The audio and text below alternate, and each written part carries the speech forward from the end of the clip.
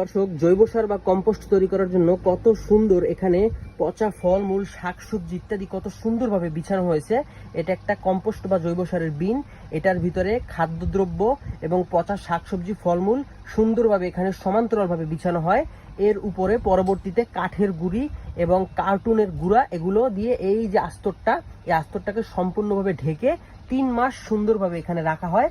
আর তারপরে এই যে দেখতেছেন ঢাকনাগুলো, এই ঢাকনাগুলো সুন্দরভাবে বন্ধ করে দেওয়া হয় যাতে এর ভিতরের বাতাসগুলো, গরম বাতাসটা যাতে বাইরে বের না হয়ে যেতে পারে।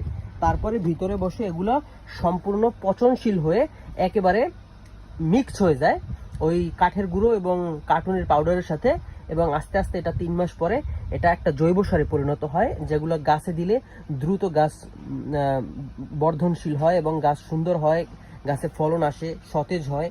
দেখেন, কম্পোস্ট বা জৈব সার তৈরি করার নিয়ম আপনারাও আবদ্ধ জায়গায় পচা শাকসবজি, ফলমূল দিয়ে এইভাবে খুব সুন্দর করে বিওবিন বা জৈব সার তৈরি করতে পারেন।